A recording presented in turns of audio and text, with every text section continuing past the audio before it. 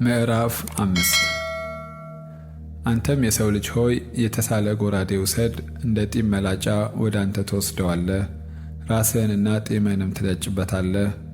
ሚዛንንም ውሰድ፣ ጠጉሩንም ትከፋፍላለህ። የመከበብም ወራት በተፈጸመ ጊዜ በከተማይቱ መካከል ሲሶውን በእሳት ታቃጥላለህ። ሲሶውንም ወስደህ ዙሪያውን በጎራዴ ትመታለህ፣ ሲሶውንም ወደ ነፋስ ትበትናለህ። እኔም በኋላቸው ጎራዴ እመዝዛለሁ። ከዚያም በጥቂቱ ውሰድ፣ በመጎናጸፊያም ጫፍ ቋጥራቸው።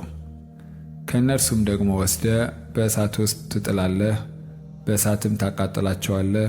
ከዚያም በእስራኤል ቤት ሁሉ ላይ እሳት ትወጣለች። ጌታ እግዚአብሔር እንዲህ ይላል፣ ይህች ኢየሩሳሌም ናት፣ በአሕዛብ መካከል አድርጌያታለሁ፣ አገሮችም በዙሪያዋ አሉ።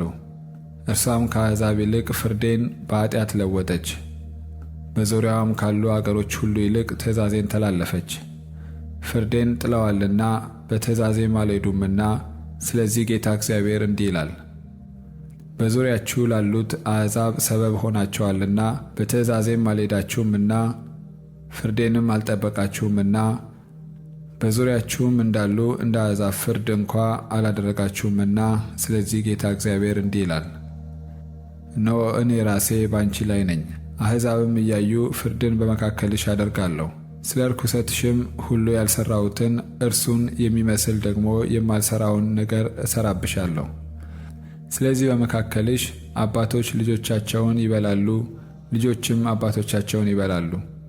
ፍርድንም አደርግብሻለሁ፣ ካንቺም የቀረውን ሁሉ ወደ ነፋሳት ሁሉ በትናለሁ።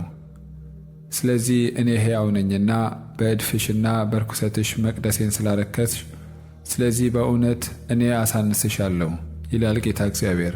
ዓይኔም አይራራም፣ እኔም አላዝንም። ካንቺም ሲሶው በቸነፈር ይሞታል፣ በመካከልሽም በራብ ያልቃል። ሲሶውም በዙሪያሽ በሰይፍ ይወድቃል። ሲሶውንም ወደ ነፋሳት ሁሉ በትናለሁ፣ በኋላቸውም ሰይፍ እመዛለሁ። ቁጣዬም ይፈጸማል፣ መዓቴንም እጨርሳለሁ፣ እጽናናማለሁ። መዓቴንም በፈጸምሁባቸው ጊዜ እኔ እግዚአብሔር በቅናቴ እንደተናገርኩ ያውቃሉ። በዙሪያሽም ባሉ በአሕዛብ መካከል በሚያልፉም ሁሉ ፊት ባድማና መሰደቢያ አደርግሻለሁ።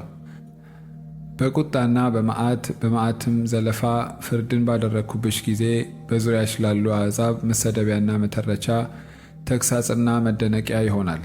እኔ እግዚአብሔር ይህን ተናግሬአለሁ። ለማጥፋትም የሆነውን አጠፋችሁም ዘንድ የምሰደውን የራብ ፍላጻ ባያችሁ ጊዜ ራብን እጨምርባችኋለሁ፣ የእንጀራችሁንም በትር እሰብራለሁ። ራብንና ክፉዎችን አራዊት እሰድባችኋለሁ፣ ልጆቻችሁንም ያጠፋሉ። ቸነፈርና ደምም ባንቺ ዘንድ ያልፋሉ፣ ሰይፍንም አመጣብሻለሁ። እኔ እግዚአብሔር ይህን ተናግሬአለሁ።